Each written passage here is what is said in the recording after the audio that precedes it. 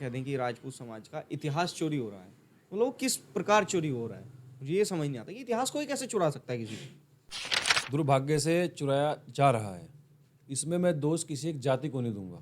सती माता पे आप थोड़ा सा प्रकाश डालें। सच, उस समय इसका नाम मायापुरी के नाम से लोग जानते थे और सम्राट पृथ्वीराज चौहान की सेना में वो एक प्रमुख सेनापति के रूप में रहे। गुर्जर और राजपूत या जाट कह लो, ये एक आपस में भाई बन के रहे।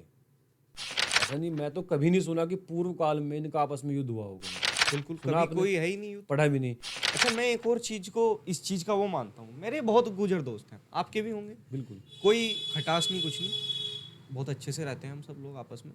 मैं जो इस चीज़ का सबसे बड़ा कारण मानता हूँ, वो मानता हूँ सोशल मीडिया पे जो पेजेस बने हैं। तो मेरा मानना जब धीर सिंह पुंडीर को देश निकाला दे दिया, उसके बाद वो कहाँ, मतलब भारत से छोड़ के चले गए या है। इसमें क्या है, जातीय गौरव अलग चीज है, जातिवाद अलग चीज है। जातिवाद अलग चीज़ है। मेरे अंदर जातीय गौरव कूट कूट के भरा हुआ, क्योंकि एक राजपूत मैं ये मानता हूँ कि इस धरती का सर्वश्रेष्ठतम रक्त है। क्यों है? क्योंकि ऐसा अगर हम पन्ने पलटे इतिहास के तो वहाँ ये इसका सबूत है। वहाँ सिद्ध होता है ये बात, एक से बढ़ के एक वीर। आप देखो ना, उटाला का युद्ध, यदि वो गुजर जाति के होते तो उन्हें गुजर लिखने में आपत्ति क्या थी? जब उन्होंने ये कह दिया कि मैं सूर्यवंशी हूँ, जब उन्होंने ये कह दिया कि मैं रघुवंशी हूँ, जब ये कहा उन्होंने कि मैं राम के भाई लक्ष्मण के वंशज हैं हम, तो गुजर जाति भी लिख देते तो क्या हो जाता। पर नहीं थे वो, इसीलिए नहीं लिखा कि ये राजा मान सिंह जी द्वारा पुनः स्थापित है या ऐसा कुछ उनका उसमें योगदान है। जगन्नाथ कायर की बात मैं कहूँ कि उन्हें अपनी कुल देवी का वरदान प्राप्त था, वो अपने जीवन काल में एक भी युद्ध नहीं हारे। नमस्ते दोस्तों, मैं मानवेंद्र आप लोगों के लिए एक और नया पॉडकास्ट का एपिसोड लेकर आ चुका हूँ। और आज हमारे जो गेस्ट हैं, उनका नाम भंवर यश प्रताप सिंह पुंडीर है, जो कि सहारनपुर का जो पूरा क्षेत्र है, उस क्षेत्र के, पूरे क्षेत्र के लगभग सबसे प्रोमिनेंट इतिहासकार माने जाते हैं राजपूत हिस्ट्री को रिस्टोर करने के लिए। काफ़ी फेमस हैं, इंस्टाग्राम पर उनकी अच्छी खासी फ़ैन फॉलोइंग है, फ़ैन बेस है। और अभी जो कुछ बीते दिनों हमारे ज़िले में कुछ प्रकरण हुए, उनमें वो काफ़ी बढ़ चढ़ कर सामने आए, काफ़ी खुलकर उन्होंने समाज के लिए योगदान दिए। और आज हम उनसे जानने की कोशिश करेंगे कि राजपूत हिस्ट्री किस तरीके की रही है, कैसे कैसे राजपूत अपनी पीक पर पहुँचे और कैसे उनका डिक्लाइन हुआ। उनसे अध्यात्म के बारे में जानने की कोशिश करेंगे। आइए दोस्तों, मिलते हैं यश प्रताप जी से। कैसे हैं यश जी आप? एकदम बहुत बढ़िया, भगवती का आशीर्वाद। सबसे पहले आपके दर्शकों को बधाई देता हूँ और आपका मैं स्वागत करता हूँ। धन्यवाद। मैं जानना चाहता हूँ कि जैसे मैंने आपके देखा है कि आप इंस्टाग्राम पे बहुत एक्टिव रहते हैं। वैसे तो आप हर जगह ही एक्टिव हैं, आप अगर हम देखें कि आप समाज के लिए धरातल पे भी बहुत एक्टिव हैं, पर अगर हम इंस्टाग्राम की बात करें तो आप इंस्टाग्राम पर सबसे ज़्यादा एक्टिव हैं। तो मैंने आपकी अधिकतर फोटोज़ में कुछ चिन्ह देखे हैं लगे हुए ऊपर, जैसे पुराने टाइम में जो राजा होते थे उनके झंडों के ऊपर जो चिन्ह होते थे, ऐसे चिन्ह देखे हैं। तो वो जी जी, चिन्ह आपने खुद से बना लिया है या उस चिन्ह के पीछे क्या वो है? मैं बताता हूँ कि हमारा कुल है पुंडीर कुल। अच्छा। पूर्व काल में जितने भी राजवंश हैं, राज परिवार हैं, या जो छत्र धारण करते हैं, जो नेतृत्व करते हैं, उनका एक प्रतीक चिन्ह होता था। अच्छा। चौहानों का अलग चिन्ह है, तंवर कुल का अलग चिन्ह है, पुंडीर कुल का भी कोई चिन्ह रहा था एक समय, लेकिन आज वो हमारी पहुंच के बाहर है। वो वो इतिहास में चिन्ह खो गया। खो गया कहीं इतिहास में। तो अपनी हिस्ट्री को देखते हुए क्या क्या प्रकरण उसमें हुए, उन सब चीज़ों को उसमें ऐड किया। आपने देखा होगा कि उसमें 2 सफ़ेद हाथी हैं। हाँ उन बिल्कुल। 2 सफ़ेद हाथियों का हमारे पुंडीर इतिहास से कनेक्शन है। बीच में सफ़ेद चील है, उसका भी कनेक्शन है। चील वाहन है हमारा। चील वाहन नहीं है, इनके पीछे पुरानी एक दंत कथाएं चलती हैं। हमारे जो राय जी हैं भाट, जो हमें अच्छा अच्छा, बताते हैं बिल्कुल। कि एक चील ने हमारे एक राजा के ऊपर छाँव की थी अपने पंखों से, तो इसीलिए हम उनके वो हैं। इसलिए इन सब चीज़ों का समावेश मैंने अपने उसमें किया है कुल में। उसमें लिखा है पुंडीर, ताकि वो एक प्रतीक चिन्ह बने उसका लिए। तो अगर हम पुंडीर राजवंश की बात करें, जैसे आपने बताया कि जो चिन्ह है वो खो गया है, तो ऐसा क्यों हुआ? क्या मतलब ऐसा डिक्लाइन आया पुंडीर राजवंश में कि वो खो गया? नहीं, डिक्लाइन नहीं आप इसे कह सकते, क्योंकि जो ये क्षेत्र है हमारा पश्चिमी उत्तर प्रदेश, बिल्कुल। अगर आप थोड़ा सा पीछे और जाएंगे, इस क्षेत्र पे इतनी आवागही या युद्ध आक्रमण का ये क्षेत्र नहीं रहा। बिल्कुल। अगर आप बदले में देखेंगे राजस्थान, गुजरात, मध्य प्रदेश या जो बॉर्डर के इलाके हैं वर्तमान के आज भी, वो युद्धग्रस्त क्षेत्र है। तो वहाँ पे वो चीज़ पीढ़ी दर पीढ़ी एक चलती रही। और ये चिन्ह का जो एक मूल सिद्धांत है, जब इस समय ब्रिटिशर्स का राज था इस देश पे, ब्रिटिशर्स ने किया हुआ था, तो ये उनके समय में ही ये चिन्ह आए। अच्छा, उनसे पहले चिन्हों का कोई अस्तित्व नहीं था। केवल पहले तो एक ध्वज थी, केसरिया ध्वज। केसरिया ध्वज। बस उस पर कोई एक प्रतीक चिन्ह मुझे नहीं लगता कि कोई पहले ज़माने में होता होगा। ये सब ब्रिटिश काल में ही आया है। तो उसी चीज़ को एक्सप्रेस करने के लिए, अपने कुल को एक्सप्रेस करने के लिए मैं इस चिन्ह का प्रयोग करता हूँ। तो मतलब मैं भी जैसे पुंडीर हूँ, मैंने अक्सर लोगों से सुना है कि आप लोगों का कोई राजा नहीं रहा है, आप लोग कभी लड़े नहीं हैं। तो नहीं, क्या ये सत्य है? ऐसा नहीं है। देखो क्या हुआ, ये बड़ी विडंबना है। भारत का लगभग 99% इतिहास तो कहीं इन्होंने फेंक दिया वामपंथियों ने। ऐसा नहीं है। प्रत्येक कुल, वो क्षत्रिय का हो चाहे वो किसी अन्य जाति का भी हो, हर जाति का, हर कुल का इस देश पे, राष्ट्र पे योगदान बहुत बेहतरीन रहा। मैं बात करूं अगर अपने पुंडीर कुल की, मेरे खुद पूर्वज जो 37 पीढ़ी पहले थे, महाराज चांद सिंह जी पुंडीर, उन्हें पृथ्वीराज रासों में चंद्रसेन पुंडीर भी लिखा है। वो हरिद्वार के राजा थे। उस समय इसका नाम मायापुर के नाम से लोग जानते थे। और सम्राट पृथ्वीराज चौहान की सेना में वो एक प्रमुख सेनापति के रूप में रहे। उनके पुत्र धीर सिंह पुंडीर और धीर सिंह के पुत्र पावस पुंडीर, 3 पीढ़ी, मेरे पूर्वजों की और आपके पूर्वजों की 3 पीढ़ी लगातार इस देश की सेवा में रही, बलिदान दिए। आपने शायद रेयर ही एग्जाम्पल है कि 3 पीढ़ी एक साथ एक राजा के लिए, राष्ट्र के लिए युद्ध में वीरगति प्राप्त की हो। तीनों ने साथ में? अलग अलग कालखंड में। अलग अलग मतलब युद्ध में? कालखंड का कहने का मतलब अलग अलग उसमें युद्ध में। अच्छा। चंद्रसेन जी की वीरगति हुई थी, जो ये एक युद्ध बताते हैं पृथ्वीराज, उसमें अंदर रास में कनवज का युद्ध, कनवज का युद्ध। उसमें। और धीर सिंह पुंडीर जी की तो धोखे से हत्या करी गई थी। अच्छा। क्योंकि धीर सिंह पुंडीर जी ने प्रतिज्ञा करी कि मैं जो है मोहम्मद गोरी को पकड़ के लेकर आऊँगा। बिल्कुल। सबने, जो पृथ्वीराज चौहान के उस समय में जो और भी उनके मंत्री थे, दरबारी थे, थोड़ी सी ऐसी भावना उत्पन्न हुई कि ये कैसे ऐसा कह रहा। और वो जो कहा वो करके भी दिखाया धीर सिंह पुंडीर ने।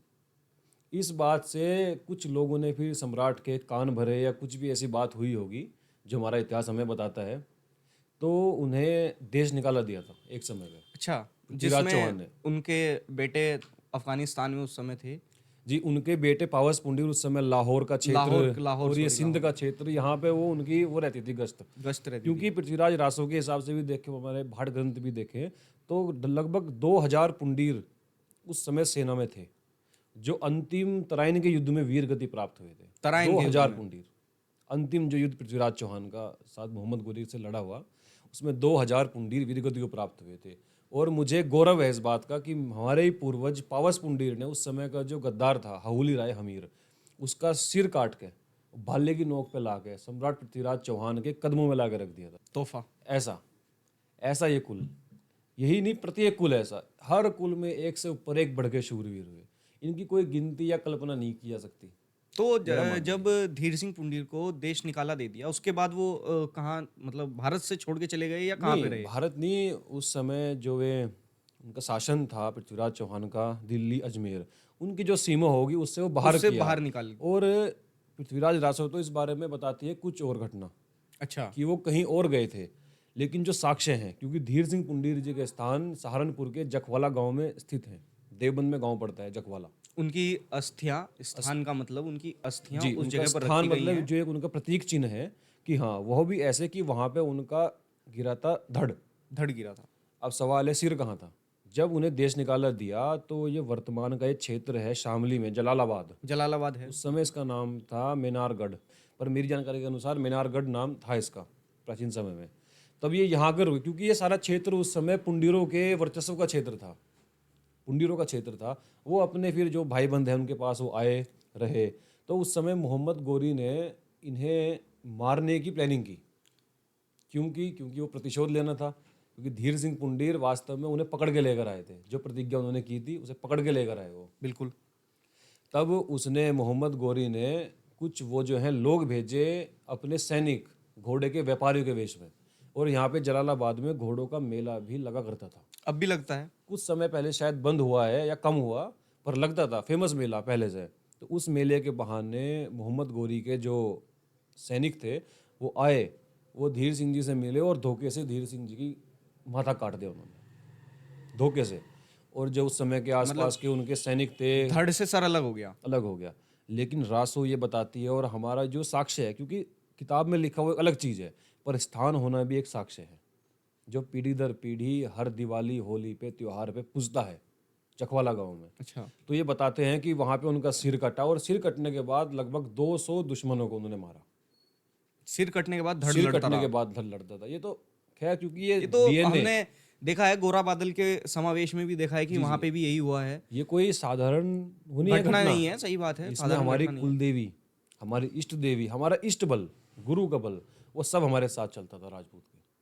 क्योंकि एक राजपूत, मैं ये मानता हूँ कि इस धरती का सर्वश्रेष्ठतम रक्त है। क्यों है?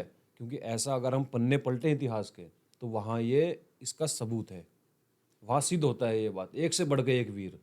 आप देखो ना, उटाला का युद्ध, उटाला का युद्ध काफी भयानक युद्ध है, मैंने सुना है। गिरी सुमेल का युद्ध देखो, जो किताबों से मिटा दिया गया, दत्तानी का युद्ध, महाराव सुरतान देवड़ा। बिल्कुल, अगर हम महाराणा प्रताप के बारे में भी बात करें तो उन्हें भी बस एक हल्दी घाटी के युद्ध में ही समेट के रख दिया गया है। यही तो विडंबना है इस देश की। पता नहीं, मतलब इतिहास, हमारे देश के इतिहास का इतिहासकारों को क्या हो गया। इतिहास का अर्थ क्या है कि ऐसा निश्चित तौर पे हुआ है, वो मतलब है इतिहास। लेकिन आजकल जो हम पढ़ रहे हैं, मुझे नहीं लगता कि ऐसा कुछ हुआ होगा।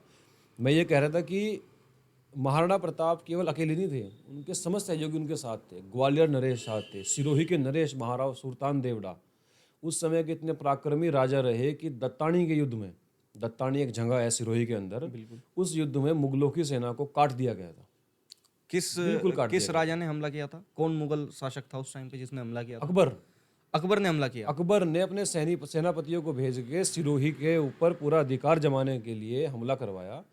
तो जो जगह चुनी गई वो आज भी है, वो गांव है, उसका नाम है दत्तानी। दत्तानी। बाकायदा उन वीरों की वहाँ पे स्थान, चबूतरे, छतरी आज भी मौजूद है। और इतना भीषण युद्ध हुआ था तो महाराव सुल्तान ने अपनी बहुत ही कम सेना से पूरी मुगल फौज काट दी थी। और उसके बाद कभी भी अकबर की हिम्मत नहीं हुई मुगलों की कि वो वापस आंख उठा के देखें उस क्षेत्र में। और ये महाराणा प्रताप के परम सहयोगी थे, लेकिन इतिहास से इनका भी नाम मिटा दिया गया। उस युद्ध के बारे में मैंने सुना है कि एक भी मुगल वहां से वापस नहीं गया था जो उस युद्ध बिल्कुल में नहीं आया गया था। था, बिल्कुल। ये बिल्कुल सत्यता है। गिरी सुमेल का युद्ध आप देख लीजिए, दिवेर का युद्ध आप देखिए, दिवेर का युद्ध महाराणा भी, अमर सिंह। महाराणा अमर सिंह। और मतलब अगर हम देखें तो अमर सिंह को, मैंने ये सुना है लोगों से कि अमर सिंह ने 18 युद्ध लड़े अपने जीवन काल में और एक भी युद्ध नहीं हारा। सभी विजय रहे हो। सभी विजय रहे। और अगर हम देखें कि मतलब कहते हैं ना कि आपने ही उस दिन कहा था कि बड़े पेड़ के नीचे अगर छोटा पेड़ कोई होता है तो वो उसे तो बढ़ने उसे नहीं दिया था। बढ़ने देता तो अगर हम नहीं है। देखें कि महाराणा प्रताप से तो बहुत बड़े योद्धा रहे हैं अमर सिंह, उनके बेटे, पर निसंदेह, उन्हें कभी हमें पढ़ाया ही नहीं गया, निसंदेह। कभी लोगों को पता ही नहीं चला। क्यों पढ़ाएंगे? देखो क्या है, आज़ादी के बाद और जब ब्रिटिश इस देश में आए तब एक सेंटीमेंट गढ़ा गया कि राजपूतों की छवि गिराओ। बॉलीवुड ने पूरा साथ दिया इस काम में। बिल्कुल नेगेटिव इमेज पूरी ग्लोरीफाई करी और जाती है। वामपंथी इतिहासकारों ने जो मनाया वो लिखा। हमारे ऊपर एक ठप्पा लगाया गया कि हम शोषक थे, हमने दलितों का, पिछड़ों का शोषण किया। मैं ये कहता हूँ कि हमारा राज्य राम जी के काल में था, महाभारत में, और आज से भी 100 साल पहले तक तो था ना। बिल्कुल। अगर हम लगातार शोषण करते तो क्या वो कुल, वो जाति आज अस्तित्व में होती? नहीं हो पाती। नहीं हो पाती। सिंपल सी बात। लोगों को ये समझना पड़ेगा कि क्षत्रिय ही एकमात्र ऐसा व्यक्तित्व है जो सभी को साथ लेने में सक्षम है और साथ लिया है। ऐसा नहीं है कि केवल क्षत्रियों ने ही कार्य किया है देश के लिए। प्रत्येक जाति, इस देश में रह रही प्रत्येक जाति का बराबर योगदान है इस देश की आज़ादी के लिए, बलिदान के लिए। और ये छोटी जाति, बड़ी जाति, मैं इन चीज़ों को नहीं मानता, क्योंकि छोटा और बड़ा कोई होता ही नहीं। अगर आप उपनिषद पढ़ोगे, उपनिषद में कि ब्राह्मण, क्षत्रिय, वैश्य, शूद्र की उत्पत्ति है। बिल्कुल। आप ये देखिए, जब क्षत्रिय की उत्पत्ति ईश्वर के द्वारा हुई, ब्राह्मण की भी हुई, वैश्य की भी और शूद्र की भी हुई, तो क्या ईश्वर की कोई कृति अछूत हो सकती है? नहीं हो सकती, बिल्कुल भी नहीं। अगर क्षत्रिय ईश्वर ने बनाए तो शूद्र भी ईश्वर ने बनाए, तो वो कैसे वो नीचे हो गए और कैसे अब ऊंचे हो गए? इस पे विचार करना पड़ेगा। लेकिन वामपंथियों ने या हमारे जो दुश्मन थे, शत्रु थे, जो ये चाहते थे, जिन्हें ये पता था कि अगर ये अस्तित्व में रहेंगे तो हमारा राज्य नहीं चल पाएगा। तो ऐसा क्या हुआ बीच में मतलब अगर हम देखें कि बीच में कुछ ऐसे लोग आए जिन्होंने हमारे समाज को भ्रमित किया, या फिर सच में ही आपने कहा कि वर्ण व्यवस्था थी पर उसमें ऐसा नहीं था कि कोई अनटचेबल नहीं था, कोई कुछ नहीं था। और मैंने भी जहाँ तक पढ़ा है, थोड़ा बहुत इतिहास, मैं ये तो नहीं कहता कि मैं बहुत बड़ा ज्ञाता हूँ या कुछ हूँ, मैंने थोड़ा बहुत पढ़ा है, 1-2% जो पढ़ा है, तो मैंने उसमें ये पढ़ा है कि अगर कोई क्षत्रिय का बेटा भी है और उसे अगर मतलब वो किसी ऐसी चीज़ में बिजनेस में बहुत अच्छा है, तो वो अब उससे उसका वर्ण डिसाइड होता था कि अगर मान लो मैं बिजनेस कर रहा हूँ तो मेरा वर्ण शूद्र होगा, वैसे वैश्य होगा, मेरा वर्ण वैश्य होगा। और अगर मैं वैश्य के घर पैदा हुआ हूँ, मतलब मैं किसी बिजनेसमैन के घर पैदा हूँ और मैं बहुत बढ़िया योद्धा हूँ, तो मैं क्षत्रिय कहलाऊंगा। इस तरीके से वर्ण डिसाइड होता था। नहीं, ये मिथक बाद में फैलाया गया। अच्छा, ये बाद में आया। ये बाद में फैलाया गया। वर्ण तो जन्म से ही तय होगा। अच्छा, वर्ण जन्म से ही तय माता और पिता ही जन्म और वर्ण तय करेंगे आपका। आप एक बात बताइए, अभी मैं क्षत्रिय कुल में जन्मा, होगा। बिल्कुल। ठीक। यदि मैं अब सुबह अपने घर की या बाहर की साफ सफाई करूं तो मेरा वर्ण चेंज हो गया, बिल्कुल हो गया। मैं शूद्र कहलाऊंगा। बिल्कुल। यदि मैं माँ भगवती की या अपने देवी देवताओं की आराधना में बैठ गया तो क्या मैं ब्राह्मण हो ब्राह्मण गया? कहलाऊंगा। नहीं। तब अगर ऐसा होता तब मेरा विवाह किस वर्ण में होता? आप बताओ। फिर तो पूरे दिन में 24 घंटे में निरंतर वर्ण बदलते, वर्ण बदलते। तो विवाह कैसे होगा मेरा? कौन से वर्ण में होगा? ये कब तय होगा, कि क्षण तय होगा? कोई जवाब देगा इसका? यदि ऐसा होता कि कर्म से जाति या वर्ण तय होता, तो बताइए गुरु द्रोणाचार्य क्षत्रिय क्यों नहीं कहलाए? हाँ, उन्होंने युद्ध लड़ा। अश्वत्थामा क्षत्रिय क्यों क्यों नहीं नहीं कहलाए? कहलाया? रावण क्षत्रिय क्यों नहीं कहलाया? और विश्वामित्र जो क्षत्रिय थे वो ब्राह्मण क्यों नहीं क्यों नहीं कहलाए? कहलाए? उनके तो वंशज आज भी क्षत्रिय हैं। ये सब मिथक है। ये इस देश की मूल जो जड़ थी ना, वर्ण व्यवस्था, उसे तोड़ने का एक कुचक्र है, कुप्रयास था। क्योंकि वर्ण व्यवस्था से सुदृढ़ व्यवस्था तो संसार में है ही नहीं।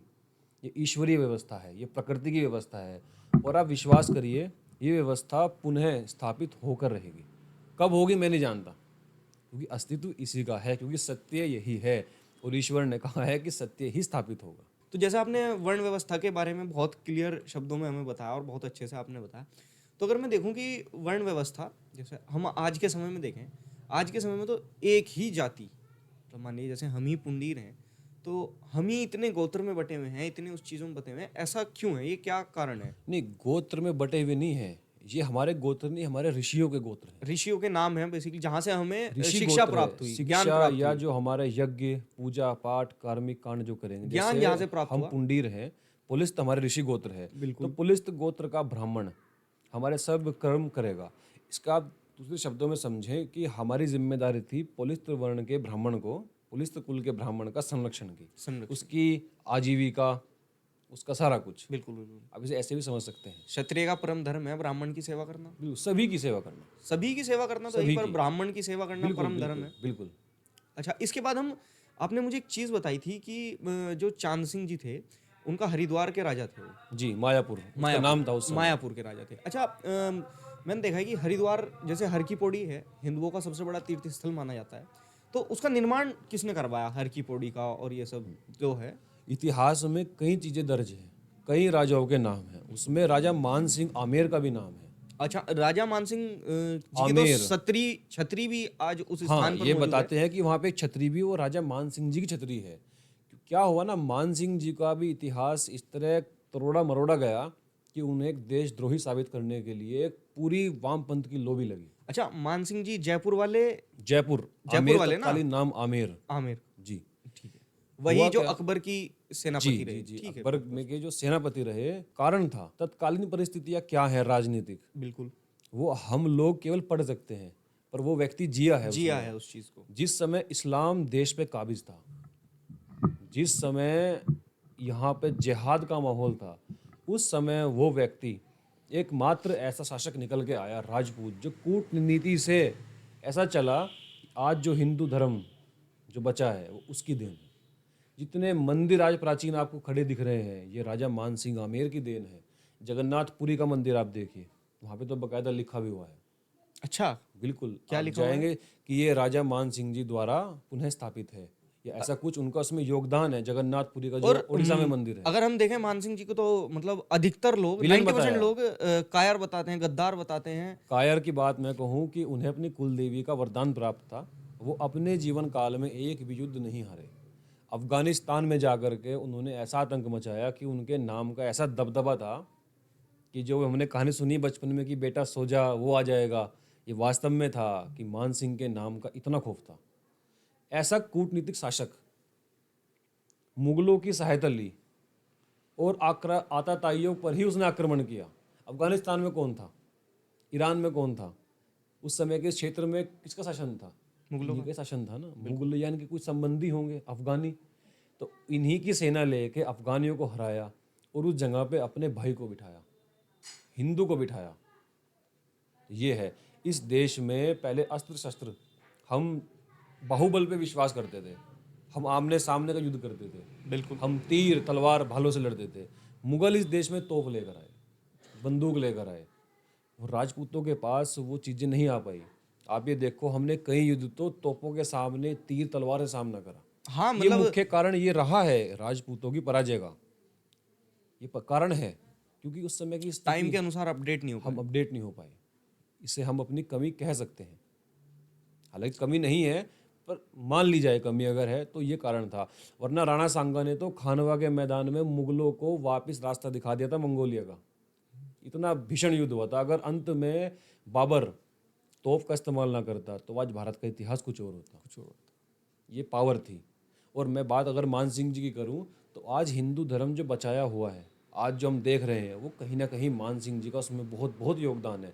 और ऐसा नहीं है कि महाराणा प्रताप, जैसे महाराणा प्रताप और मान सिंह जी को आपस में दिखाया गया विलन, एक दूसरे के एकदम विरोधी। ऐसा नहीं है। अकबरनामा भी बताता है, काफ़ी इतिहास साक्षी ये बताते हैं, जब हल्दी घाटी से महाराणा प्रताप ने प्रस्थान किया, अपने जो उनके सैनिक थे, जो दरबारी थे, उनके कहने पे राष्ट्र के लिए, तब जो मुगल के सेनापति जो मान सिंह जी के पास दौड़े दौड़े आए और कहा कि वो महाराणा प्रताप जा रहे हैं, आप उन्हें पकड़िए, तब इतिहास ये बताता है कि मान सिंह जी ने अपना मुंह मोड़ लिया था, बात अनसुनी कर दी थी। अब बताओ क्या कहेंगे इसे आप? यानी आप ये समझे उस समय के तत्कालीन स्थिति क्या है, इसे समझना पड़ेगा। उस समय की राजनीतिक स्थिति क्या है, समझना पड़ेगा। युद्ध हमारे लिए, युद्ध लड़ना तो एक खेल था। हाँ ये हम रोज का काम था। हम जीतने हारने के लिए युद्ध राजपूतों ने कभी नहीं लड़ा, अपना कर्तव्य समझ के हमने युद्ध लड़ा। युद्ध लड़ा है, ये सही बात क्षात्र धर्म हमारा जो शिरोधार्य है, ये हमारा धर्म है कि धर्म रक्षा हेतु युद्ध, और युद्ध तो समझ लो हमारे लिए खेल था। अब युद्ध हम तो कर लेते, हमारी प्रजा में अन्य भी लोग थे, सभी जाति के लोग थे, क्या नहीं थे? बिल्कुल थे।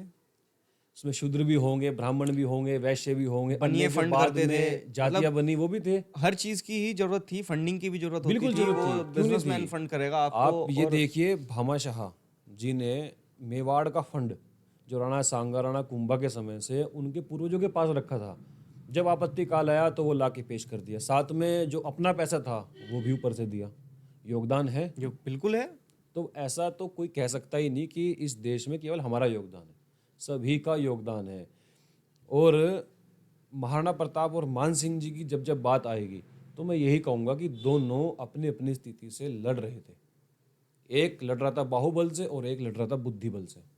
आप देखो ना, मुगलों के घर रह के वो व्यक्ति एक माथे पे टीका लगा के और अपना धर्म की ध्वजा, उसने कहा कि हिंदुओं पर कर नहीं लगेगा, तो कर नहीं लगा। न जाने कितने, जिस टाइम मंदिर टूट रहे थे, मान सिंह मंदिर बनवा रहे थे। मानसिंह मंदिर। अगर हम आज भी जयपुर में देखें तो जयपुर में बहुत प्राचीन मंदिर है। मंदिर हैं और बहुत अच्छी स्थिति में हैं। और अगर हम देखें कि जयपुर जैसी जगह में अगर हम मंदिरों का निर्माण देखें तो जहाँ पे जंगल हुआ करता था, पीने के लिए पानी नहीं था, ढूंढाड़ क्षेत्र था वो, बिल्कुल एकदम खत्म क्षेत्र था, मतलब जिसकी हम मिट्टी भी उपजाऊ नहीं थी, उस जैसे क्षेत्र में जयपुर जैसी सिटी का निर्माण करना। और मतलब मैं ज़्यादा नहीं घूमा हूँ, एक दो बार गया हूँ मैंने मतलब टेम्पल्स ही गया हूँ, गलता जी टेम्पल्स, और इतनी छतरियाँ, बहुत बड़े बड़े टेम्पल्स वहाँ पर हैं और आज भी जिनका अस्तित्व है। सिसोदिया रानी का बाग है, उसमें इतना बड़ा टेम्पल है, बहुत बड़ा। और ये मतलब हम देखते हैं कि उनके ऊपर हमेशा से यही ठप्पा लगाया कि गद्दार थे, मुगलों के आगे अधीन थे। नहीं, अधीन होना गद्दारी का सबूत नहीं है। क्या आज राजनीतिक पार्टियों में गठबंधन नहीं होते? बिल्कुल होते हैं। होते हैं ना। बिल्कुल। उस समय की स्थिति क्या थी उन्हें पता है, हम केवल पढ़ सकते हैं, पर वो जिए हैं उस स्थिति में। हम युद्ध लड़ लेते, मान लो हम हार जाते तो हारना तय था। सामने तोफ थी, हमारे पास तलवार थी, हम हारते, निश्चित हारते। उसके बाद जो हमारी प्रजा थी, क्या उनका धर्म परिवर्तन नहीं होता? बिल्कुल होता। क्या मंदिर नहीं तोड़े जाते? बिल्कुल। तो यही बात है कि उस समय क्या स्थिति है, मान सिंह जी ने किस दृढ़ता से वो निर्णय लिया, वो काबिल तारीफ है वास्तव में। अच्छा, अगर हम हरिद्वार की बात करें, आपने छतरी के बारे में बताया, तो मतलब इतने बड़े, अगर हम देखें कि धार्मिक स्थल पे एक राजा की छतरी बनना, तो क्या उस राजा की एरोगेंस को नहीं दर्शाता है कि भगवान के बीच में मेरी छतरी बनेगी? बिल्कुल, भगवान के बीच में आपने कई राजाओं को साधुओं के दर्शन के लिए वेटिंग में देखा होगा, बिल्कुल। पर एक साधु 10-12 साल से आमेर में रहे थे, केवल मान सिंह की वेट करने के लिए कि मुझे उस मान सिंह जी के दर्शन करने हैं। ऐसा क्या रहा होगा मान सिंह में? आप इस पे विचार करना जरूरी है। हम ही नहीं, सभी को विचार करना जरूरी है। जो लोग बिना सोचे समझे ऐसे ही मुंह उठा के कुछ भी कह देते हैं अपशब्द मान सिंह जी को या किसी अन्य भी और को, समझे पहले कि क्या चीज़ है। इतिहास वो नहीं है जो आप पढ़ रहे हो, इतिहास तब समझ में आएगा जब आप उसे स्टडी करोगे, अच्छे से डीप में घुसोगे, शोध करोगे। और ऐसा नहीं है कि आपको मान सिंह का इतिहास जानना है तो केवल मान सिंह को ही स्टडी करोगे। आप महाराणा प्रताप को भी आपको स्टडी करना पड़ेगा, आपको अकबर को भी स्टडी करना पड़ेगा, उसके चारों तरफ इर्द गिर्द जितने भी समय रहे होंगे सबको स्टडी करेंगे, तब आपको एक जो है आखिरी रिजल्ट मिलेगा, तो शोध होगा आपका। अच्छा, मानसिंह जी ने सबसे भयानक युद्ध कौन सा लड़ा अपने जीवन काल में? अफगानिस्तान। अफगानिस्तान। अफगानिस्तान विजय। जितनी भी तोप आज भारत में राजपूतों के पास रही वो मान सिंह जी की देन है। अच्छा। वो अफगानों को मार के, उन्हें लूट के, उन्हें बंदी बना के, उन कारीगरों को, आज भी आप आमेर फोर्ट में जाओगे तो कारखाना मौजूद है। कारखाना मौजूद है, मैंने देखा है। देखा बिल्कुल, होगा आपने। बिल्कुल। वो कौन लेकर आया? वो मान सिंह जी लेकर आए। अच्छा, जैसे पुंडीर कुल का काफी शासन रहा। मायापुर, आपने बताया कि हरिद्वार का पहला नाम मायापुर था, और मायापुर में पुंडीर राजवंश का शासन रहा है। जी। तो क्या पुंडीर भी वहाँ स्थापित हैं? कुछ चीजें पुंडीरों का भी वर्तमान में आज हम कुछ देख सकते हैं वहाँ पे? जो चंडी घाट पे, चंडी घाट। जो एक पहाड़ है, पर्वत है, उसके ठीक है। ऊपर चंडी का मंदिर है, बिल्कुल। वो राजा कदम सिंह पुंडीर द्वारा स्थापित है। राजा कदम सिंह पुंडीर। कदम सिंह पुंडीर ये चांद सिंह जी से पहले थे। अच्छा, चांद इनसे सिंह जी से 2-3 पहले, 2-3 पीढ़ी पहले। महाराजा कदम सिंह पुंडीर, महाराजा उनका नाम कुंथल, फिर उनके सुलखन, अच्छा। फिर चंद्रसेन, चंद्र पुंडीर, ये 2 भाई थे, एक ठीक है। चांद सिंह जी और एक गद सिंह जी। चांद सिंह जी के वंशज इस बेल्ट में है। मेरा जो गांव है अम्बेटा चांद, बिल्कुल। उसमें जो चांद लगा हुआ वो इसका प्रतीक है। अच्छा। ये चांद सिंह के वंशजों के गांव है। अच्छा। और जो महाराजा उनके जो छोटे भाई थे गजय सिंह, वो गंगा के उस पार एटा, अलीगढ़, अच्छा। अच्छा। अच्छा। हथरस, वहाँ पे 84 गांव पुंडीरों के वहाँ भी है। और एक वो जो विजयगढ़ वहाँ स्थापित है, पुंडीरों का शासन का केंद्र था। जैसे हमारे क्षेत्र में जलालाबाद में मनहरगढ़, वो पुंडीरों का गढ़ किला है, जिसे धोखे से ही मुगलों ने छीना था। अच्छा, मैंने सुना है कि इस किले की भी काफी एक दंत कथा कह लें या कोई एक प्राचीन वो है कि यहाँ पे जो भी आता था उसे कर देना पड़ता था। बिल्कुल। और किसकी वाइफ से कर ले लिया था यहाँ के लोगों ने? इसमें कोई बादशाह थे, शायद औरंगजेब या शाहजहां, एग्जैक्ट मेरे याद नहीं है, लेकिन क्या था, उनका काफिला जा रहा था इधर से। अच्छा, वाइफ का उनकी? उनकी वाइफ काफिला जा रहा होगा तो उस समय जलालाबाद से यानी मनहरगढ़ से माँ शाकुंभरी का स्थान है यहाँ पे। बिल्कुल, कुलदेवी है रीजन की। कुलदेवी है रीजन की, और खासकर चौहान कुल की चौहान कुलदेवी कुल की है। कुलदेवी। शाकुंभरी, आशापुरा इनका नाम है। बिल्कुल। तो वहाँ तक का उस समय की जो रोड बनती होंगी, मिट्टी या सपाट कच्ची, तो वहाँ का काम चल रहा था। तब राजा ने कहा कि अब यहाँ पे जो भी अपना सहयोग देगा, जो भी यहाँ से गुजरेगा, वो अपना सहयोग एक देगा। मिट्टी का सहयोग या कुछ भी ईंट का सहयोग वहाँ पे रखे, ताकि उनका है, क्योंकि ये एक अच्छा काम हो रहा देव स्थान तक। तब वहाँ से वो काफिला गुजर रहा था। तब राजा ने कहा कि टैक्स तो आपको भी देना पड़ेगा। उनकी वाइफ से कहा। लेकिन उन्होंने कहा कि मैं तो उसकी बेगम हूँ, ये हो, कोई भी हो, देना पड़ेगा। तो उससे भी मिट्टी उठवा के एक मुट्ठी वो सड़क पे गिरवाई थी। इस बात पे चिढ़ के फिर मुगलों ने वो सेना भेजी यहाँ पे, आक्रमण किया। और अपने ही किसी घर के एक जो खाने बनाने वाला हमारा महाराज जी थे, उन्होंने सबके खाने में नींद की दवाई या जहर मिला दिया, और रात को किले का फाटक खोल दिया। और उसमें हमारे कई पुंडीर वीर गति को प्राप्त हुए। उस समय जो मेन वहाँ के राजा थे, उनकी रानी अपने पीहर गई हुई थी। अच्छा। वो गर्भवती थी। तो आज उन्हीं का जो उनके कम से कम 11-12 गांव हैं, उनके वंशजों के, जो उस फोर्ट में या जो उसमें वीर गति को प्राप्त हुए, तो उनके वंशज आज भी मौजूद हैं। ये गांव पड़ता है भावसी, भारी भावसी, भारी कुआखेड़ा, भावसी। इनमें कहीं कहीं उनके घर हैं। और बाद में ऐसा नहीं है कि इसे वापस प्राप्त करने के लिए प्रयास नहीं हुआ हो। आपको जान के आश्चर्य होगा कि बंदा सिंह बहादुर, बंदा सिंह बहादुर, वो खुद यहाँ आए थे इस किले को जीतने के लिए। हाँ, उसमें मुगलों से पुंडीरों का जीतने के लिए। मुगलों से जीतने के लिए। उस समय क्या था, इसके बगल से एक निकलती है नहर, आज भी है, थोड़ी वैसी होगी वो समय के अनुसार।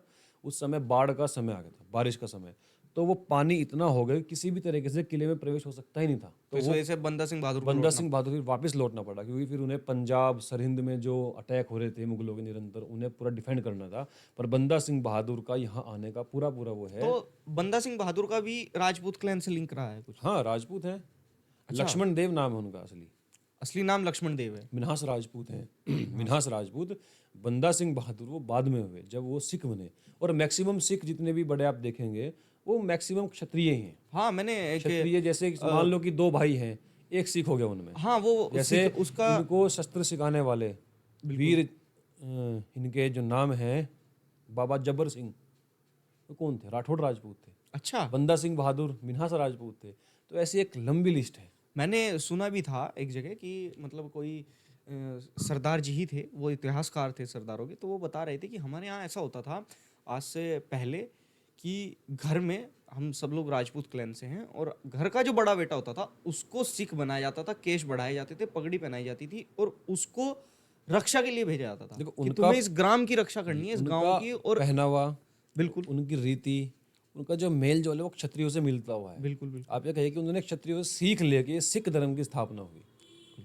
और ये वास्तव में धर्म रक्षा के लिए, राष्ट्र की रक्षा के लिए उस समय की स्थिति थी, परिस्थिति थी ऐसी, तो आवश्यकता पड़ी इनकी, तो ये आज स्थापित है हमारे बीच में और ये बड़े सम्माननीय है। वास्तव में इन्होंने बड़े बलिदान बहुत दिए हैं इस देश के लिए।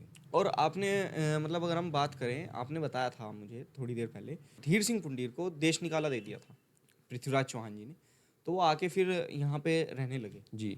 तो उसके बाद उनका भरत पोषण कैसे चला, मतलब उनको फंड किसने किया, उनकी नहीं, आजीविका फंड, कैसे चली? उनके पिता राजा हैं, राजा थे मायापुर के। नहीं, ये क्षेत्र, ये सब उन्हीं का क्षेत्र था। वो तो मैंने मान ली बात, जी। पर धीर सिंह पुंडीर ने तो कभी शासन नहीं किया। नहीं किया, क्योंकि उस समय क्या था कि जो चांद सिंह पुंडीर जी थे, उनके बाद इनके 7 पुत्र हुए। अच्छा, चांद सिंह पुंडीर। चांद सिंह जी के, अजय देव जी, उदय देव जी, बीसल देव जी और धीर सिंह जी। तो धीर सिंह जी तो युद्धों में व्यस्त रहे, उनके पुत्र भी युद्धों में व्यस्त रहे। उनके जो अन्य भाई थे, आप कह लें कि महाराज अजय देव सिंह जी का शासन रहा होगा चांद सिंह जी के बाद, ऐसी पर्याप्त जानकारी नहीं मिलती क्योंकि वो ज्येष्ठ थे, अच्छा, तो उनके वहाँ शासन रहा होगा। बाकी ये सारा क्षेत्रीय उन्हीं के भाई बंद का क्षेत्र है। मैं मान लो अगर अम्बेटा चांद मेरा गांव है, अगर मैं जाऊंगा भेट साइड तो वहाँ भी मेरे गांव हैं, बिल्कुल सब हम एक के ही हैं, तो मुझे एक अपनापन फील होगा वहाँ। मैं वहाँ भोजन भी करूँगा, मेरी पूरी व्यवस्था भी होगी। ये उस समय था, व्यवस्था पूरी है। अच्छा, और उनका जब सिर कटा तो घोड़े पर बैठकर जब वो चले, जो जखवाला गांव में माता जी का एक प्राचीन स्थान है, शायद वो चामुंडा है या वो जो रण की देवी है, संभवतः उनका धड़ उन्हीं के अंतिम दर्शन के लिए वहाँ प्रस्थान किया होगा और उससे कुछ ही दूर पहले ही वो धड़ शांत हुआ। अच्छा। जी, आज स्थान है उनके वहाँ मौजूद है। मैं खुद 2-3 बार दर्शन और करके ये गया। कितना डिस्टेंस होगा लगभग धड़ में और उसमें? लगभग 30 मील जो बताते हैं गांव वाले, 30 मील? जलालाबाद से, और जो वो गांव है वो 30 मील की दूरी पे है। और धड़ यहाँ रह गया, सिर वहाँ पे, सिर 30 मील कहीं की वहाँ दूरी। गिरा, उसका स्थान संभवतः आज ज्ञात नहीं है, समय ज़्यादा हो गया, लगभग 800 साल 900 साल हो गए। पर अगर हम ढूंढेंगे, प्रयास करेंगे तो हमें मिलेगा जरूर, क्योंकि राजस्थान में ये परंपरा रही है कि इन चीज़ों को अच्छे से रखा जाए, संयोज संजोया के जाए। रखा है उन लोगों ने। हमारे क्षेत्र में मुझे लगता है कि ये एक भूल हमारी है। मॉडर्निटी ज़्यादा है, सही बात तो ये है। हर राजपूतों के गांव में ऐसा कोई गांव होगा जहां किसी माता का स्थान ना हो, सती माता का स्थान ना हो। मेरे खुद के गांव में 5 स्थान है। सती माता पे आप थोड़ा सा प्रकाश डालिए। सती एक ऐसी स्त्री है जो पतिव्रता है, अच्छा, और यदि उसके पति की मृत्यु हो गई बिल्कुल। युद्ध में या कैसे भी करके, यदि उसके अंदर सत चढ़ जाता है, सत, तो सत अगर चढ़ा तो त्रिदेवी सक्षम नहीं है उसे रोकने के लिए। अच्छा, फिर वो चिता पे बैठेगी ही बैठेगी, खुद अपनी इच्छा से, कोई जोर जबरदस्ती नहीं है। और ये बताते हैं जानकार, तो बड़े संतों से मैं मिला, उन्होंने बताया कि जब सती चिता पे बैठती है अपने पति का सर लेकर के अपने गोद में, तो अग्नि स्वयं प्रज्वलित होती थी चिता अच्छा। में, यानी कोई खुद आग नहीं लगाता था, इतना सत ये है। और हमारा जो कुल है, इसे तो माता सती का आशीर्वाद है। जिस समय हमारा शासन हरिद्वार से पहले हरियाणा में वर्तमान में जो जगह है कैथल, उसके में एक जगह है पुंडरी, पुंडरी है। वो हमारे ही नाम से है, वो हमारा केंद्र रहा। वहाँ 4-5 गढ़ रहे हैं पहले, हरिद्वार से पहले जब वहाँ थे हम। बिल्कुल। तो जो ईशम सिंह जी थे राजा, इनसे पूर्व जो पुंडरी के राजा थे, वो उनकी माता जो है अपने पति के साथ सती हुई थी। अच्छा। क्या हुआ, उनके पेट में संतान थी 7 महीने की। जो ईशम सिंह जी थे वो 7 माह के अपनी माँ के गर्भ में थे, लेकिन जब सत चढ़ा तो अब कोई रोक सकता नहीं उसे। बिल्कुल। तब जो हमारे जगह भाट, जिन्हें हम बोलते हैं राय जी, उन्होंने कहा कि अगर आप ऐसा करेंगे तो पेट में बच्चा है तो वंश खत्म हो जाएगा, आप मुझे मेरा वंश दे दीजिए। तो उस माता ने, सती ने अपना कटार से पेट चीर करके वो 7 महीने का बच्चा सौंपा था उसे। आशीर्वाद दिया था कि इस कुल में अगर अब कोई 7 माह में जन्मेगा तो वो हष्ट पुष्ट जीवन जिएगा।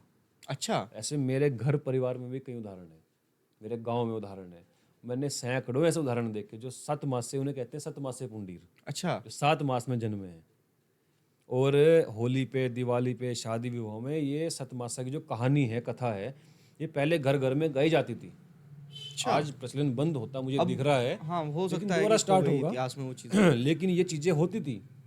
तो हमारा तो कुल ये माँ जो सती है, इनकी देन है। अच्छा, अगर हम बॉलीवुड पे थोड़े सा बात करें कि बॉलीवुड ने हमेशा ही नेगेटिव रोल में दिखाया है, चाहे वो अमरीश पुरी वाला ठाकुर हो, जी। करण अर्जुन वाला ठाकुर हो, या किसी भी मूवी का ठाकुर हो, तो ऐसा क्यों है कि मतलब मैंने बताया था कि अंग्रेजों की नीति थी, अगर हमें राज करना तो शासक वर्ग को गिराओ। गिराओ। कैसे गिराओगे? इतिहास हटा के, इतिहास छेड़छाड़ करके। जब देश आज़ाद हुआ उस समय मैं नहीं मानता कि जिन्होंने लोकतंत्र स्थापित किया या करवाया या किसी और साजिश के तहत ये व्यवस्था भारत में आई, मुझे नहीं पता इसके पीछे कौन था। बिल्कुल। पर कोई था जो इस अवसर की तलाश में था, जो राजा नहीं था, जिसमें राजा के गुण नहीं थे, पर वो राजा बनना चाहता बनने का था। इच्छुक था। ये उसकी निजी स्वार्थ, ऐसे बहुत से लोग थे उस समय। ये आप ये खुद देखिए कि इस व्यवस्था में इतनी कमियां, मैं बता रहा हूँ। अगर आपके पास पैसा नहीं है तो आपके पास कोर्ट में न्याय नहीं मिलेगा आपको। हाँ, आज के समय में तो नहीं आप मिलेगा, कोर्ट तो में बहुत जाकर दिक्कतें देखो हैं। ना, मैं कितने ही गरीब लोग ऐसे देखे हैं जो बेचारे ये इसलिए नहीं कोर्ट जा पाते कि पैसे नहीं है, पैसे नहीं है। अन्याय हो रहा है। तब क्या होगा ऐसी व्यवस्था में? मैं पर्सनली इस व्यवस्था को स्वीकार नहीं करता।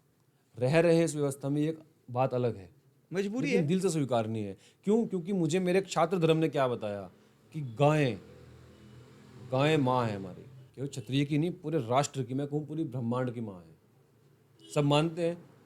इतनी गौशाला होने के बाद भी अगर रात के समय गाय माता सड़कों पे घूम रही हैं, वो खाली पेट है, ये सोचना चाहिए फिर इस व्यवस्था को कि क्या किया इसने। चंद लोग इसमें लाभ उठा रहे हैं, चंद लोग इसमें अमीर बने। एक बहुसंख्यक राष्ट्र के इस लोग, आज भी आप जाओ ना रेलवे स्टेशन पे, आपको हजारों लोग भूखे पेट सोते हुए दिखेंगे। हाँ, सत्य है। बिल्कुल। रेलवे स्टेशन जाओ, बस स्टैंड जाओ, फुटपाथ पे जाओ, बड़े शहरों में बिल्कुल। बिल्कुल। आपको लाखों करोड़ों लोग भूखे पेट सोते मिलेंगे। उनकी क्या गलती है? मैं ये पूछता हूँ, अगर उनकी गलती नहीं है तो गलती किसकी है? शासन में जो लोग हैं उनकी तरफ ध्यान कब देंगे, ये उन्हें बताना पड़ेगा। गाय माता कब तक सड़कों पे घूमेंगी रात भर? पूरे देश का ये हाल है।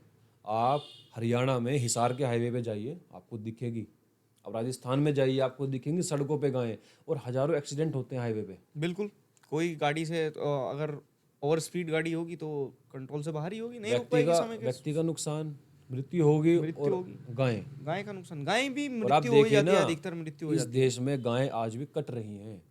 हाँ। अभी विजय दशमी का पर्व गया, मैंने एक भाषण दिया था अपने इसी बात पे कि पहले ऐसा होता था कि अगर कहीं गाय के ऊपर अत्याचार हो रहा है तो ये माना जाता था कि यहाँ पे क्षत्रिय नहीं है, इसीलिए हो क्षत्रिय के रहा। होते हुए हो रहा है। और दुर्भाग्य ये है कि आज क्षत्रिय हैं पर ये हो रहा है। क्यों? हमारे हाथ में व्यवस्था नहीं है, हमसे पावर छीन ली गई थी। और जब छीनी, इस उद्देश्य से छीनी उन्होंने कि वो सब कुछ ठीक कर देंगे। क्या कुछ ठीक हुआ? ये बताओ। क्या आज भी भारत पे पैसों का कर्ज नहीं है? है। ऐसा कोई राज्य नहीं जिस पे कर्ज ना हो। सम्राट विक्रमादित्य परमार, जो क्षत्रिय राजा थे, जब उन्होंने अपना विक्रमी संवत चलाया तब ये सुनिश्चित किया कि मेरे ऊपर कोई कर या कोई ऋण ना हो, सभी ऋणों से मुक्त हो गए। तब जाकर उन्होंने अपना विक्रमी संवत चलाया। तो विक्रमादित्य ऋण मुक्त राजा रहे। ऋण मुक्त राजा, तभी तो चलाया विक्रमी संवत। आपको अगर अपना संवत चलाना है तो पहले आपको ऋण मुक्त होना पड़ेगा। अच्छा। हर वो पितृ ऋण हो सकता है, वो मातृ ऋण हो सकता है, वो धन का ऋण हो सकता है। विक्रमी संवत है ना, आज एग्जिस्ट करता है ना, बिल्कुल। उसी के हिसाब से सब चलता है। होली, दिवाली, दशहरा सब चलता है ना। तो ये बात हमें माननी ही पड़ेगी। और हमें ये भी मानना पड़ेगा कि जब तक इस देश पे, इस पूरे संपूर्ण आर्यव्रत पे जब तक वो व्यवस्था स्थापित नहीं होगी जो सत्य है, तब तक यहाँ कुछ भला नहीं होगा किसी का। होगी, कब होगी वो मुझे नहीं पता, होगी। होगी जरूर, समय के अनुसार जरूर होगी। देखो, जब शंकराचार्य जी अपने पद पे बैठकर ये कह सकते हैं कि हमें शासन तंत्र में क्षात्र धर्म चाहिए, तो आप ये मानो ये छोटी मोटी बात नहीं है। शंकराचार्य जी ने अपने पद से कही बात ये, और ऐसा नहीं है इसके लिए काम नहीं चल रहा, बहुत बढ़िया काम चल रहा है। ये अध्यात्म में थोड़ा विषय जाएगा, क्योंकि क्षत्रियों से बड़ा आध्यात्मिक तो मैं नहीं मानता कोई रहा हो। विश्वामित्र से बड़ी तपस्या करने वाला कौन हुआ? नहीं हुआ कोई। तपस्वी बहुत है, पर विश्वामित्र जैसा नहीं।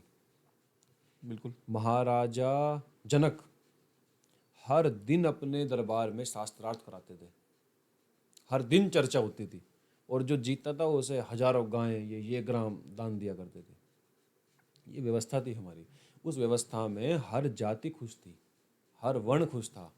आज कोई खुश नहीं है, क्योंकि जिसका शासन करने का अधिकार है, जिसका न्याय करने का अधिकार है, जिसका पोषण करने का अधिकार है, जिसका रक्षा करने का अधिकार है, आपने उसके अधिकारों से वंचित कर दिया। आज वो निर्वासन का जीवन जी रहा है। ये तो और जो अनाधिकृत राजा हैं वो राज कर रहे हैं। ये बात तो स्वयं पूर्व मुख्यमंत्री और हमारे देश के पूर्व प्रधानमंत्री खुद कह चुके हैं अपने भाषण में, और बहुत आइकॉनिक भाषण वो बना ये है। बात पता सबको है, पर हाँ, कोई स्वीकार नहीं करता। वो अलग बात आपका है। जो सवाल का जवाब इसमें है कि बॉलीवुड ने ऐसा क्यों किया। बिल्कुल। अगर ये वर्ग वास्तव में दोबारा से स्वधर्म अपना लेता उस स्थिति में, तो जिनकी शासन करने की इच्छा थी, जो लोभी व्यक्ति थे, उनका सपना टूट जाता। तब उन्होंने हमारा चरित्र हनन किया, शूद्र से हमको लड़वाया। जबकि हमारा और उनका तो ऐसा नाता था, उनकी बेटी का ब्याह होता था तो सहयोग हमारा जाता था, हमारा जाता था। आज भी है। छूआछूत तो नहीं था बिल्कुल भी। जो मतलब मैं आपको बताऊं कि जो इंसान या जो आदमी जाति से ऊपर है, जाति नहीं मानता, वो आज भी सहयोग करता है। नहीं, मानने या न मानने की बात नहीं है। अगर मानते भी थे उस समय तो भी ये चीज़ नहीं थी। ये अंग्रेज कहाँ से लेकर आए, ये कौन लेकर आया, इसके लिए इतिहास की खाई में गोता लगाना ही पड़ेगा, तभी पता चलेगा ये क्या है क्या नहीं, कैसे हुआ काम ये। तो जैसे हम हिस्ट्री रेस्टोरेशन की बात करें, आजकल अगर हम देखें कि हमारे समाज का या कह दें कि राजपूत समाज का इतिहास चोरी हो रहा है, मतलब वो किस प्रकार चोरी हो रहा है, मुझे ये समझ नहीं आता कि इतिहास कोई कैसे चुरा सकता है किसी को। दुर्भाग्य से चुराया जा रहा है। इसमें मैं दोष किसी एक जाति को नहीं दूंगा। इसमें नेतागिरी जो चल रही है, जो राजनीति चल रही है। क्या हुआ, जिस समय देश में अंग्रेजी शासन था, बिल्कुल। उस समय अंग्रेजों की रेजिमेंट बनी, ठीक। सैनिक के रूप में उन्होंने लोगों को भर्ती करना शुरू किया, मार्शल कौन को, उसमें हम थे। ठीक। जाट भी मार्शल, वो भी गए। अब ये एक रोजगार भी था। अगर देखो आप, सैनिक बनना आज भी है। आज भी है, भले ही वो थोड़ा चेंज कर दिया हो, पर उस समय भी था। अब जो अन्य और जातियां जिनके पास रोजगार नहीं रहा कोई, अब उन्हें रोजगार भी चाहिए था। तब उस समय कुछ ऐसे, मतलब ये ऑन बात ही ऑन रिकॉर्ड है। अभी हमारे एक मित्र हैं राठौड़ साहब, उन्होंने एक पुस्तक लिखी, गुर्जर देश, मिथक और घमासान। उसमें उन्होंने ये चीज़ मेंशन की है सबूतों के साथ। वीर बहादुर सिंह राठौर। नहीं, वीर बहादुर सिंह जी तो स्वयंसेवक हैं संघ के, उनके हमारे एक मित्र हैं कॉमन, उन्होंने पुस्तक, और वास्तव में शोधित पुस्तक है। अच्छा अच्छा। मैं नहीं मानता कि कोई उसका काट कर सकता है, क्योंकि हर लाइन में एविडेंस है उसमें। अच्छा। हर लाइन में एविडेंस। मेरे पास पुस्तक उपलब्ध है, मैं दिखाऊंगा आपको, आप दिखाना अपने दर्शकों को। उस पुस्तक में बाकायदा इस बात की ओर इंगित किया है कि उस समय कई समाजों ने अपने आप को क्षत्रिय होने का दावा किया। अच्छा। कारण सेना में भर्ती, कारण रोजगार। यानी उस समय से एक जो नींव रखी गई, आज वो एक बड़ी इमारत का रूप ले रही। इसमें मैं भी पहले खुद एक समाज विशेष को दोष देता था, वो चाहे जाट समाज हो, गुज्जर समाज हो, अहीर समाज हो, या जो भी हमारे ऊपर ऐसा कर रहे हैं। लेकिन जब बाद में विश्लेषण करा, पता चला कि इन्हें तो वास्तव में इतिहास भी नहीं पता अभी असली। खेल तो कोई और ही खेल रहे हैं पर्दे के पीछे बैठ के। कुछ अंग्रेज इतिहासकारों ने कुछ अपने दिमाग से कुछ लिखा, कुछ किसी ने कुछ लिखा। ऐसा नहीं है कि मैं जो लिख दूंगा वो इतिहास होगा या जो आप लिखेंगे वो इतिहास होगा। बिल्कुल। इतिहास की 10 किताबें होंगी, 10 उसमें विचार होंगे, 10 उसमें अपनी अपनी बातों को प्रमाणित करने के एक अपने अपना स्टाइल होता है इतिहासकार का। अब निर्णय हमें करना पड़ेगा। देखो, मिहिर भोज के ऊपर बात हुई, सम्राट मिहिर भोज का मैं नहीं मानता कि कोई भी एक एविडेंस ऐसा हो या प्रतिहार वंश का कि जो उन्हें गुर्जर जाति का साबित करे। नहीं है, मैं जानता हूँ नहीं है। आप नागौद के जो राजकुंवर हैं, कुंवर अरुणोदय सिंह, अब तो वो भी खुल के समाज के इसमें साथ आए हैं कि भाई मैं वंशधर हूँ, वंशज तो बहुत होंगे, मैं वंशधर हूँ, मैं उसी परिपाटी को आगे लेके जा रहा हूँ। अब इससे बड़ा और सबूत मैं नहीं मानता कि अब सबूत देने की कुछ बात है। अब इतना हो सकता है इसमें कि हम अपना इतिहास अपने आप से बचाएं। बिल्कुल। घर घर में पुस्तकें हों, हमें अध्ययन की रुचि पैदा करनी पड़ेगी, सुनने की रुचि पैदा करनी पड़ेगी। सबसे बड़ी कमी सुनना भूल गए या सुनना चाहते नहीं। तो कारण कई हैं जो ये घूम फिर के ऐसा, पर मुझे पूरी इसमें उम्मीद है कि इतिहास की जो ये लड़ाई है ये इतिहास से ही मिटेगी। अच्छा, आपने अभी कहा कि कोई भी ऐसा एविडेंस नहीं है जो गुजर साबित कर दे कि वो गुजर जाति से थे। तो क्या आपके पास ऐसे एविडेंस है कि उन्हें साबित कर दे कि वो राजपूत जाति से थे, क्षत्रिय थे? गुर्जर प्रतिहार, बिल्कुल, गुर्जर शब्द एक भौगोलिक शब्द है। ठीक है। ये कई इतिहासकारों ने प्रमाणित किया है बिल्कुल। और वास्तव में प्रमाणित ही है ये। ठीक है। आपने कहा कि मैं साबित करूं कि वो राजपूत थे। बिल्कुल। प्रतिहार वंश के जो शिलालेख हैं उसमें जो उनके अपने खुद के शिलालेख लिखे हुए हैं, उन्होंने लिखवाया है कि मैं राम के भाई लक्ष्मण का वंशज हूँ। ठीक। मेरा कुल राम जी के भाई लक्ष्मण का वंशज है। अब आप बताइए कि वो किस कुल के हुए? क्षत्रिय कुल के। ये बात मैं साबित क्यों करूं? ये बात तो उस समय के शिलालेख खुद साबित कर रहे हैं। यदि वो गुजर जाति के होते तो उन्हें गुजर लिखने में आपत्ति क्या थी? जब उन्होंने ये कह दिया कि मैं सूर्यवंशी हूँ, जब उन्होंने ये कह दिया कि मैं रघुवंशी हूँ, जब ये कहा उन्होंने कि मैं राम के भाई लक्ष्मण के वंशज हैं हम, तो गुजर जाति भी लिख देते तो क्या हो जाता? पर नहीं थे वो, इसीलिए नहीं लिखा। तो ऐसा नहीं हो सकता कि मतलब हम जाति में बंटना छोड़ के उन्हें हिंदू सम्राट घोषित कर दें? करना चाहिए, हिंदू सम्राट है। क्या हुआ कि अब एक नई परिपाटी आई, जातियों को जातियों से लड़वाओ, राजनीति करो। अच्छा, तो आप इस सब का गुजरों, कारण जो मैं मानते जानता हो हूँ कि वो राजनीति को मानते हो? जी, पश्चिम उत्तर प्रदेश में या और बाहर भी गुजर और राजपूत या जाट कह लो, ये एक आपस में भाई बन के रहे। ऐसा नहीं, मैं तो कभी नहीं सुना कि पूर्व काल में इनका आपस में युद्ध हुआ हो कहीं। बिल्कुल, सुना कभी आपने? कोई है ही नहीं युद्ध। पढ़ा भी नहीं। कई ऐसे उदाहरण जरूर है कि जहाँ गुजर जाति ने हमारा साथ दिया है। कोई एक आध एग्जाम्पल? उदयपुर, पन्ना धाय, कौन बनना है सही में। उनसे तो बड़ा मतलब बलिदान अपना और क्या होगा? अपना बेटे को उनसे बड़ा बलिदान दे बलिदान दिया। मैंने कह रहा हो सकता ही नहीं, कुछ भी बलिदान सृष्टि में तो हो नहीं सकता, नहीं हो सकता। उससे बड़ा बलिदान नहीं हो सकता कोई। तो ये उन्होंने देश के लिए किया, मेवाड़ राजवंश के लिए किया। बिल्कुल। तभी महाराणा प्रताप है, तभी राणा अमर सिंह है, तभी राणा राज सिंह है, तभी आज मेवाड़ है। बिल्कुल। तो ये भूलना नहीं चाहिए। पृथ्वीराज रासों में ये भी लिखा है कि काका कान्हा चौहान, जो पृथ्वीराज चौहान के काका थे, उनके दा भाई कौन थे? गुजर जाति के, चेचिक वीर नाम था उनका, चेचिक वीर, सहयोगी रहे। वो उन्हें हर चीज़ की जानकारियाँ दिया करते थे। अब बताओ, ऐसा मतलब एक जो संबंध था, सामंजस्य था, उसे तोड़ने का प्रयास है। अच्छा, मैं एक और चीज़ को इस चीज़ का वो मानता हूँ, मेरे बहुत गुजर दोस्त हैं, आपके भी होंगे। बिल्कुल। कोई खटास नहीं, कुछ नहीं, बहुत अच्छे से रहते हैं हम सब लोग आपस में। मैं जो इस चीज़ का सबसे बड़ा कारण मानता हूँ सोशल मीडिया पे जो पेजेस बने हुए हैं, बिल्कुल। झगड़ा वही शुरू कराते हैं। और समाज में, क्योंकि उनका क्या है कि मान लीजिए सोशल मीडिया पे एक्टिव कौन है? 15 से 24 साल तक का बच्चा सबसे ज़्यादा एक्टिव है सोशल मीडिया। बिल्कुल। ठीक है, क्योंकि उसे इस्तेमाल करना तो आता नहीं, उसे उसकी पावर नहीं पता, वो उसे यूज़ कर रहा है एंटरटेनमेंट के लिए। ठीक है, और पेजेस जो हैं उन्हें चाहिए फॉलोअर्स, उन्हें चाहिए कि मैं कुछ कंट्रोवर्शियल कंट्रोवर्सी हो और कंटेंट follower दूं बढ़े। और मेरे फॉलोअर्स बढ़े। बिल्कुल। वो कंट्रोवर्शियल कंटेंट डालते हैं, वो 16 साल का बच्चा उससे इन्फ्लुएंस होता है, वो वहाँ से स्टोरीज पोस्ट करता है। अब उस दूसरे समाज का बच्चा देखता है, Reaction। वो आहत होता है, क्योंकि वो भी 16 साल का है। अगर वो 25-26 साल का हो, वो मेच्योर हो, तो वो आहत Ignore नहीं करेगा। होगा, वो रिएक्ट नहीं करेगा। वो रिएक्ट करता है, वहाँ से झगड़े की जड़ शुरू होती है। मैंने फेसबुक पेज और इंस्टाग्राम पेज के अलावा आज तक कोई आदमी रियलिटी में लड़ता हुआ नहीं देखा, सड़क पे लड़ता हुआ नहीं देखा मैंने कभी। सत्यता है। और ये लड़ाई केवल ये फेसबुक से ही, जो युवा अवस्था के लड़के हैं वास्तव में, जिन्हें कुछ नहीं पता इतिहास का, वही आपस में गाली गलोच लड़ना भिड़ना उन्हीं का काम है। समझदार राजपूत या समझदार गुज्जर या समझदार जाट वो जानता है कि वास्तविकता क्या है। पहली बात तो जो समझदार आदमी होगा वो जातिवाद करेगा ही नहीं। करेगा ही नहीं, सही बात है। और मान लीजिए मैं ये मानता हूँ कि अपनी जाति की तरफ हर किसी का झुकाव होता है, वो कभी खत्म नहीं हो सकता। बहुत नॉर्मल सी बात है, वो कभी खत्म हो ही नहीं सकता। ये बहुत सत्य वाली चीज़ है। ये एक्सेप्टेंस करना बहुत बड़ी बात है। कोई एक्सेप्ट नहीं करता। मान लीजिए मैं भी राजपूत हूँ, मेरा भी कहीं ना कहीं अपनी जाति की तरफ झुकाव होगा, चाहे वो 1% हो, पर वो अगर 100% है या 50% है तो वो बहुत घातक है। इसमें क्या है, जातीय गौरव अलग चीज है, जातिवाद अलग चीज है। जातिवाद अलग चीज़ है। मेरे अंदर जातीय गौरव कूट कूट के भरा हुआ, बिल्कुल। वो मेरा एक अपना निजी है। हाँ, अपने आप अगर को मैं कहूँ कि तुम्हारी जाति छोटी है, वो जातिवाद, और ये भारत में नहीं था। बिल्कुल।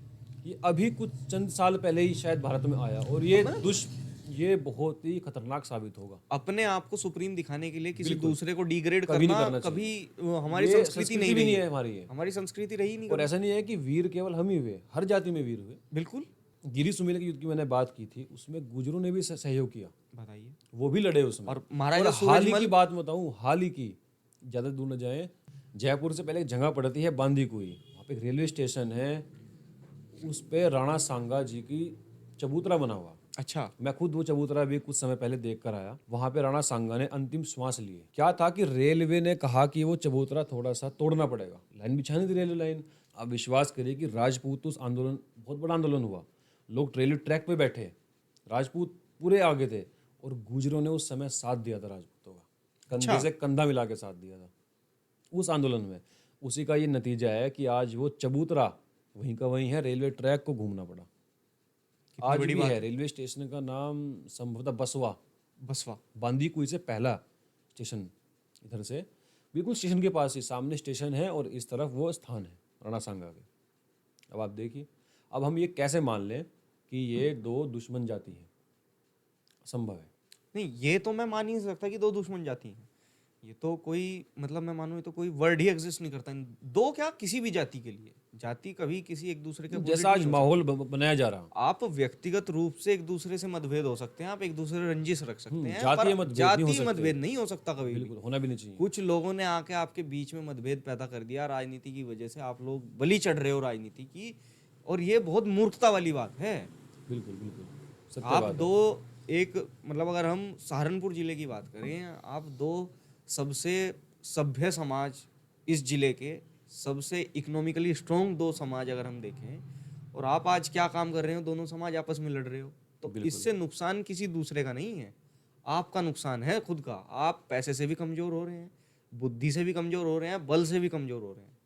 ये बात समझनी पड़ेगी ना। और सबसे बड़ी बात है, अगर हम इन दोनों समाज की, मतलब अगर हम रैलीज की बात करें कि रैली निकलती है, बहुत बड़ा होता है, उन रैलीज में अगर हम बात करें कि पुलिस प्रशासन घोषित कर देता है कि हमने धारा 144 लागू कर दी, उसके बाद क्या होता है कि ये दोनों समाज अपनी रैली निकालते हैं, ठीक है, उसमें कौन जाता है रैलीज में? वही 16 से 25 साल तक के लड़के। उनका नेतृत्व कौन करता है? 35 साल तक के लड़के। अब उन 35 साल के 50 साल के लड़कों से पूछो कि जिस बच्चे पे 16 साल के पे 18-21 साल तक के लड़के पे मुकदमा हो गया, उसका करियर ठप हो गया, आप उसे जस्टिफाई कैसे करोगे? बिल्कुल। रैली में जाना काम है जो आदमी 50 साल 60 साल से ऊपर का है, उस आदमी का काम है रैली में जाना। और इस चीज के लिए मैं जाट समाज की बहुत तारीफ करूंगा। उनका यूथ कभी किसी धरने में नहीं जाता, उनका यूथ हमेशा अपने काम में लगा रहता है। बिल्कुल। और उनके धरने में कौन मिलेगा? 50 साल का 60 साल का आदमी। इसलिए हमने शुरू से कहा कि ये समाज की लड़ाई नहीं है, ये तो राजनीतिक लड़ाई है, वोट बैंक की राजनीति है। दो समाज को आपस में लड़वाओ, फिर ऊपर अपना जो टिकट की धांधली है वो करो, उस हिसाब से फिर वोटों का बंटवारा यानी पोलराइजेशन करो। बिल्कुल। और कुछ नहीं है। ये विवाद बहुत जल्द खत्म होगा, आप देखना, इतिहास का। नहीं, होना भी चाहिए खत्म, इसका कोई। और ये एक ट्रेंड बना दे उन्होंने, सरकारों ने। सरकार अगर चाहे, क्या ये काम रुक नहीं सकता? बिल्कुल, क्यों नहीं रुक सकता? सरकार आज ही एक कमेटी बना दे बड़े इतिहासकारों की, वो तय कर दे कौन क्या है। बिल्कुल। यदि कोई प्रमाण निकलते हैं ठोस कि मिहिर भोज जो है गुजर जाति से थे, हम स्वीकार करेंगे। अगर वो कहें कि आला उदल अहीर जाति के थे, तो हम स्वीकार करेंगे। करो, बनाओ। अगर सरकार की नीयत साफ होती, जो सरकार के जो संगठन है, मैं नाम नहीं लूँगा यहाँ पे, समझे आप, जो अपने आप को हिंदूवादी कहते हैं, क्या उनकी जिम्मेदारी नहीं थी बिल्कुल कि थी, दो पूर्ण हिंदू रूप से समाज थी। आपस में लड़ रहे हैं वो बीच में आए, एक तरफ आप समीक्षा कराए? एक तरफ आप नारा देते हो कि बटोगे तो कटोगे, और दूसरी तरफ आप कहते हो कि बटो, बटना ही हर चीज तो का ये वो है। दो चेहरे क्यों हैं, सरकारों के भी और उनके संगठनों के भी? सरकार क्यों बीच में नहीं आती? जिम्मेदारी किसकी है? सरकार की है। ठीक है, कोर्ट में केस फाइल है, हरियाणा में है, मध्य प्रदेश में है, राजस्थान में भी कहीं होगा, वो सॉल्यूशन नहीं है। मान लो जज ने के पास जो सबूत गए वो पर्याप्त नहीं थे, उन्होंने फैसला दे दिया किसी और पक्ष में, तो मैं क्यों स्वीकार करूं? सही बात। या मेरे पक्ष में तो वो क्यों स्वीकार करेंगे? बिल्कुल। खुली डिबेट हो, समाज की डिबेट ना हो, इतिहासकारों की डिबेट हो। ये मामला इतिहासकारों का है ना, इतिहास का हाँ, मामला है। समाज का तो मामला ही नहीं है। इतिहासकार बैठे हैं, वो सार्वजनिक डिबेट करें, हमारा कितना सहयोग होगा कि हम अपना पक्ष उनके सामने रख देंगे इतिहासकारों कि भाई हमें ये समझ में आया, बिल्कुल। आगे वो तय करें। करें ना, सरकार ये काम कब करेगी? जब हम आपस में लड़ जाएंगे, खून खराबा होगा इस जिले में या पूरे देश में, तब इसका जवाब कौन देगा? अच्छा, अगर हम मतलब ये तो हो गई इतिहास की बात, अगर हम प्रेजेंट डे सिचुएशन देखें राजपूतों के राजघराने की, क्योंकि जब इंडिपेंडेंस मिली इंडिया को तो एकीकरण के लिए सब कुछ दान कर दिया, रियासतें दान कर दी, किले दान कर दिए, गढ़ दान कर दिए, सब कुछ दान कर दिया गया। ठीक है, सब लोग अपनी एक पेंशन तय कर दी गई कि इतना प्रीवी मिलेगा। पर्स। प्रीवी पर्स, वही पेंशन प्रीवी पर्स तय कर दिया गया, वो भी इमरजेंसी के दौरान खत्म कर दिया गया, उसका भी कोई नामो निशान नहीं। तो प्रेजेंट डे सिचुएशन क्या है आज राजपूत राजघरानों की? जैसे हम एक तो उदयपुर राजघराने की बात करें, क्योंकि उसकी लेगेसी रही है, तो और उनके पास प्रॉपर्टी भी बहुत है, मतलब जयपुर जैसे राजघराने तो लगभग सबसे धनी राजघराने रहे हैं। जी, मतलब अगर हम उनकी बात करें कि उनका रामबाग जैसा होटल है, जो इंडिया का नहीं पूरे विश्व में जिस होटल का नाम है, अगर हम उदयपुर की बात करें तो उन्होंने पूरी होटल्स की चेन बना दी है। और जोधपुर। जोधपुर वालों से बात करें तो उन्होंने भी पूरी ऐसा ही तय कर दिया है। और अगर हम उदयपुर के लक्ष्यराज जी की बात करें तो उनका अगर हम देखें तो उनके नाम तो गिनीज बुक्स में रिकॉर्ड हैं, वर्ल्ड बुक्स में रिकॉर्ड हैं, इतने सारे रिकॉर्ड्स उनके नाम हैं। तो आप कितने सेटिस्फाइड हैं प्रेजेंट डे सिचुएशन से राजस्थान देखो, राजघरानों की? राजघरानों की स्थिति अलग है, समाज की स्थिति अलग है। हालांकि मैं इस समय वर्तमान में जो सिरोही रियासत थी पूर्व, महाराव रघुवीर सिंह जी देवड़ा, उन्हें भारत सरकार द्वारा पद्मश्री सम्मानित हैं वे, अच्छा। और इतिहास के बहुत बड़े ज्ञाता, आप ये मान के चलिए। और मैं नहीं मानता कि उनसे एक्टिव कोई राजा रहा होगा उस समय में। नहीं, आज से 2-2.5 साल पहले तक वो एक्टिव रहे। अभी उनकी एज 85-86 के आसपास है, अच्छा। और 80 तक वो फुल एक्टिव रहे समाज में। जहां आह्वान हुआ उन्होंने अपनी उपस्थिति दर्ज करवाई। तो मेरा जो देखने का अभी एंगल है जीवित हैं? राजघराने को, हाँ भगवान करे और 100 साल जीवित रहे। मेरा जो देखने का एंगल है राजघरानों को, इस नज़रिए से है कि कौन समाज के साथ कितना लगाव रख रहा है। तो इस हिसाब से तो मुझे तो 90% राजघराने फिर आपकी नज़र में बहुत तुच्छ रह गए। नहीं, तुच्छ नहीं हम कह सकते, उनका एक अपना अलग, जैसे कोई आपने कहा कि किसी की चैन बन चुकी है, रामबाग पैलेस, किसी की होटल्स की चैन बन गई, अपना अपना व्यवसाय है। पर मैंने जो अपने जीवन काल में देखा वो वास्तव में सिरोही में है। वो लगता है कि हाँ, महाराव सुल्तान जिन्होंने दत्तानी के युद्ध में मुगलों को पछाड़ दिया था, काट दिए गए थे, उनके वंशज वास्तव में आज भी समाज में एक्टिव। ये मेरा वो है। और ऐसा नहीं है कि कोई राजा एक्टिव ही नहीं है, इंटरनली सब एक्टिव है। कोई शो करता है, कोई शो नहीं करता है। इनकी स्थिति तो अगर हम देखें आर्थिक रूप में बड़ी मजबूत स्थिति है। यानी अगर हम थोड़ा और अंदर घुसें तो शायद अडानी अंबानी भी इनके सामने कुछ नहीं होंगे। ठीक है, ऐसे ऐसे हमारे जो हैं राजागण उपस्थित हैं आज भी, इतना कुछ है। पर देखा वो ही जाएगा कि कौन राजा या कौन राजघराना जनता से कितना कनेक्ट है आज भी।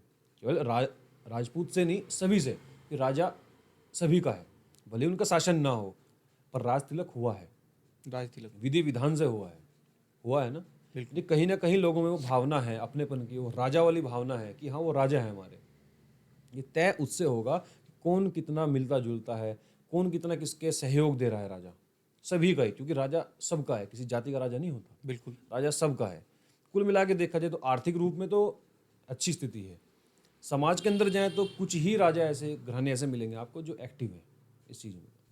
अच्छा, अगर हम प्रेजेंट डे की बात करें, जो विवाह हमारे यहाँ विवाह संस्कार जो है उसमें क्या हो रहा है आजकल, अगर हम देखें कि इंटरकास्ट मैरिजेस हो रही हैं, तो मतलब किस हद तक वो ठीक है? अभिशाप है ये।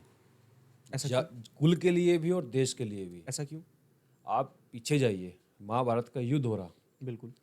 अर्जुन कृष्ण जी को ये कह रहे कि अगर यहाँ पे हम सब शहीद हो गए या सब खत्म हो गए तो हमारी कुल स्त्रियां दूषित होंगी। दूषित स्त्री वर्णशंकर संतान पैदा करेगी। वर्ण संकर मतलब जो अलग अलग कुल, आपने कहा ना इंटरकास्ट, उनसे जो संतान पैदा होती हैं उन्हें वर्णशंकर कहा जाता है। वर्ण संकर कहा जाता है। यानी जो पिता का कुल और माता का कुल समान नहीं है, अलग अलग कुल की हैं। ठीक है। ऐसी मतलब वर्णशंकरता से कई जातियों का जन्म हुआ। 16 ऐसी जातियों का जिक्र तो महाभारत में है कि हाँ उस जाति ने उस वर्ण उससे करी तो ये जाति पैदा हुई, फिर ये, फिर ऐसे हुई, फिर ऐसे कैसे हुई, पूरा विवरण है इसका, उस बात पे हम नहीं जाएंगे। बात यह है कि भगवान कृष्ण जी को अर्जुन ये कह रहे कि अभिशाप है कि वर्णशंकर संतान के हाथ का तो पितृगण भी पानी स्वीकार नहीं करते। बिल्कुल, ये महाभारत क्या गीता में आपको लिखा मिल जाएगा। जब उनका संवाद हो रहा है, जब अर्जुन ने खुद ने चिंता व्यक्त करी कि महाराज ये होगा तो ऐसा हो जाएगा। आप खुद देखो, जब अर्जुन खुद स्वयं नारायण को ये बात कह रहे तो ये कितनी बड़ी बात होगी, मुझे समझाने की आवश्यकता नहीं है। पर रक्त की पवित्रता तो बना के रखनी ही है, खासकर राजपूत को तो बना के रखनी है। हमारे पास जो है वो रक्त है, डीएनए। सिर कटने के बाद कौन लड़े? हम। हर वीरता की भी सीमा रेखाएं पार करके हम लड़े। 10,000 हैं तो भी 60,000 से लड़ रहे, 8,000 हैं तो 80 से लड़ रहे, जो हर व्रत हो रहे लगातार, कंधे के ऊपर बैठ के युद्ध कर रहे, कल्ला और जयमल जी राठौड़। तो ये कोई विचित्र गोरा बादल आप देख सकते हो, क्या उम्र है? 16 साल। फिर उसके बाद भी युद्ध हो रहा। यानी ये जो चीज़ है ये रक्त के अंदर ही है। इसलिए मेरा तो ये अनुरोध भी है अपने समाज से, खासकर सबसे ही है, पर कि आप जो हैं आज के चक्कर में पड़ के अंतर्जातीय विवाह ना करें। अच्छा, जाति कैसे तय होगी? शास्त्र ये बताते हैं कि जाति माँ तय करती है और पिता कुल तय करता है। अच्छा, मैं इसे थोड़ा सरल करता हूँ। एक लड़का है, वो किसी ए जाति से है, हम मान लेते हैं, किसी जाति का नाम नहीं लेते, और उसके पिताजी भी ए ही जाति से होंगे और माँ बी जाति से हैं, तो बेटा ए जाति से होगा या बी जाति से होगा? बेटा माँ की जाति से जाएगा, बी जाति से होगा तो वो वर्णशंकर। जब जाति की बात आएगी तो माँ की जाति लिखी जाएगी। ठीक है, और गोत्र कुल पिता वाला पिता होगा। का गोत्र होगा। ठीक है, ठीक है, ठीक है, मैं समझ गया। मतलब मान लीजिए अगर कोई लड़का राजपूत है, मतलब पिता राजपूत है और माँ किसी अन्य विरासत, तो जो बच्चा पैदा होगा वो वर्णशंकर होगा, पर जब वर्णशंकर उसकी होगा। जाति की बात आएगी तो वो माँ की जाति का होगा। देखो हमारे में इंटरकास्ट मैरिज आज बहुत कम है, मैं ये नहीं कह रहा हो नहीं रही, अब होनी स्टार्ट होगी, औरों के मुकाबले बहुत कम है। ये सत्य है। आपने जो कहा कि ये पिता से तय होता है, पिता से हम आम भाषा में कहते हैं कि पिता ही तय करता है कौन है जाति। जाति नहीं, गोत्र तय, गोत्र। कुल। मैं पुंडीर हूँ, मेरी संतान पुंडीर ही होगी, चौहान नहीं होगी। बिल्कुल। अब मेरी जो पत्नी है उसकी जाति मेरे बच्चे की जाति तय करेगी, पहले से चलता है। मान लो अगर ये सब कुछ ऐसा नहीं होता तो क्यों अलाउद्दीन खिलजी की बहन का डोला रिश्ता सोनगरा राजपूतों ने ठुकरा दिया? उनका नाम कान्हड़ देव सोनगरा। इस बात के ऊपर भीषण युद्ध हुआ, भीषण, बहुत सुना होगा आपने। बिल्कुल। उनका सिर काट दिया गया और थाली में सजा के उनके सामने लाया गया अलाउद्दीन खिलजी के। और जब उसकी बहन या उसकी बेटी उनको आखिरी बार देखने आई, तिलक करने आई, तो कटा हुआ माथा घूम गया। अब बताओ कि मैं रक्त की पवित्रता पर क्यों संवेदनशील ना हूँ? कि मुझे पता है ना मेरे कुल की कहाँ तक रीच है इस चीज़ की, तो मैं ही समझ सकता हूँ कि इसका कितना बड़ा दुष्परिणाम हमें ही नहीं। अब इस कहानी को थोड़ा अच्छे से इलेबोरेट करके बताएं। मतलब आपने अभी कहा ना कि कटा हुआ सर घूम गया, कि माथा मोड़ लिया गया, कि मैं तिलक नहीं करवाऊंगा, वो आप थोड़ा। ऐसा कहा जाता है, ऐसा हुआ था, लेकिन इतिहास में जो है अलाउद्दीन खिलजी की बहन जो वीरमदेव सोनगरा उनका नाम था, अच्छा, कान्हड़ देव के पुत्र थे, ठीक, तो उनके ऊपर वो मोहित हुई, ठीक, विवाह करना चाहा। बिल्कुल, उन्होंने जो है अलाउद्दीन खिलजी ने शादी का प्रस्ताव भी भेजा। बिल्कुल। तब इन्होंने क्या रिप्लाई दिया कि मामा लाजे भाटिया कुल लाजे चौहान, जे परनऊ तुरकड़ी तो पश्चिम उगे भान। मतलब मामा लाजे भाटिया, मेरे मामा भाटी और मेरा कुल चौहान, कुल लाजे चौहान, जे परनऊ तुरकड़ी, अगर मैं किसी और अलग से शादी करूँ तुर्क से, बिल्कुल। मुगलों को उस समय तुर्क या तुर्क, हाँ बिल्कुल, कहते थे। शादी करूंगा तो उस दिन समझना कि सूरज पूरब से नहीं पश्चिम से पश्चिम से उगेगा। उग गया। कि मामा लाजे भाटिया कुल लाजे चौहान, जे परनो तुरकड़ी तो पश्चिम हो गए भान। अब बताओ। तो इसके बाद फिर युद्ध। इसके बाद जब प्रस्ताव ठुकरा दिया गया तो उनके अहम पे चोट पहुंची। उन्होंने जो है सेना भेजी। सेना भेजी, आक्रमण हुआ और उसमें वीरभदेव सोनगरा जी वीरगति को प्राप्त हुए लड़ते हुए। उनका माथा काट के वहाँ पेश किया गया थाल में। उनकी बेटी ने इच्छा जताई कि आखिरी बार मैं तिलक करना चाहती हूँ। कि किसकी बेटी ने? अलाउद्दीन खिलजी। अलाउद्दीन खिलजी की बेटी ने। तो जब वो तिलक करने गई तो ये बताते हैं कि माथा घूम गया था, यानी मरने के बाद भी उसने स्वीकार नहीं किया था ये। और वो एकमात्र ऐसी मुझे लगता है कि दूसरे धर्म की स्त्री होगी जो उनके साथ हुई थी सती। अच्छा। पर वो आग में नहीं जली। जिस जगह उनकी चिता जल रही थी वीरमदेव की, बगल में कोई नहर या तालाब बह रहा होगा, वहां पे कूद के उसने अपनी जान दे दी। ये भी दर्ज है इतिहास में। तो भाई जी, मैं आपको देख रहा हूँ, मैं आपकी वीडियोस फोटोज में भी देखता रहता हूँ। क्या छतरी के ऊपर उसके ड्रेस का भी प्रभाव पड़ता है? जैसे मैं भी देख रहा हूँ, आपने एक खाकी कलर की ड्रेस पहनी हुई है, पता नहीं कैमरे में दिख रही होगी या नहीं, हो सकता ऑलिव ग्रीन दिख रही हो। पर ये ये खाकी है अच्छा। और नीचे सफ़ेद धोती है। इसका एक कारण है पहनने का, मतलब खाकी जो यूनिफॉर्म है ये एक मतलब सैन्य भाव लेकर आती है, क्योंकि सैनिक है। बिल्कुल। राजपूत जन्मा है तो समझ लो सैनिक ही है, भले ही वो भारतीय सेना में जाए ना जाए। ठीक है। एक वो कारण है। बाकी कुछ कारण ऐसे हैं जो संभवतः मैं भी सार्वजनिक करना नहीं चाहता। ये एक हम एक ऐसे लक्ष्य की ओर बढ़ रहे हैं, निरंतर इस गति पे है कि जो वास्तव में परिवर्तन लाएगा। ठीक। हम उसके एक छोटे से निमित्त मात्र हैं। कार्य कर रही है प्रकृति। जो परिवर्तन का दौर है वो बहुत निकट है। उसके सापेक्ष में हमारा जो लक्ष्य है ये उसकी एक ड्रेस कोड है अच्छा। जो हमने शुरू करी। अभी आप कुछ समय बाद दिखेंगे कुछ और साथी इस ड्रेस कोड में आपको दिखेंगे। तो क्या सिंडिकेट तैयार कर रहे हो क्या खुद का? राम जी जाने। अच्छा। कुछ होगा। कुछ कुछ होगा। बड़े की अपेक्षा कर सकते हैं हम। बड़ा नहीं, जो सत्य है वो होगा। अच्छा, जो सत्य है धर्म वो का होगा। आदेश है वो होगा। एक चीज धर्म में लिखी, ठीक है। ऋषि मुनि ने लिखी। बिल्कुल। एक चीज आज से 20 साल 50 साल पहले किसी ने लिखी। बिल्कुल। तो हमारा जोर उस पर रहेगा जो हमारे ऋषि ने दी है, जो ऋषि परंपरा है। ना कि वो जो आज से 50-60 साल पहले लिख कर गया कि ऐसा होगा, ऐसा होना चाहिए। नहीं, जैसा वो कहेंगे, वो कहकर गए, हम उसे पूरा करने की पूरा प्रयास करेंगे। हो सकता है मैं इस जीवन में वो चीज़ ना देख पाऊँ, आने वाले संतति जरूर देखेंगे। लक्ष्य रुकेगा नहीं, भले ही दोबारा जन्म लेके दोबारा क्षत्रिय कुल में आना पड़े, ये लक्ष्य निरंतर चलेगा, ये निश्चित है। इसके विषय में मैं इतना ही बताऊंगा क्योंकि बहुत ही गोपनीय है। समय समय आने पर जो समझदार होंगे, जो इस लायक होंगे, जो पात्र होंगे, वो स्वयं जान जाएंगे। तो भाई साहब, मैं विदा लेना चाहूँगा, यहीं पे विराम देना चाहूँगा, यहीं पे रोकना चाहूँगा। आपका बहुत बहुत धन्यवाद, आप आए। आपका धन्यवाद, आपने समय दिया। और ऑडियंस का मैं धन्यवाद करना चाहूँगा। आप ज़्यादा से ज़्यादा सचेत बने, अपने समाज में देखें कि आपके समाज में इर्द गिर्द हो रहा है, कौन आपसे फ़ायदा उठाने की कोशिश कर रहा है।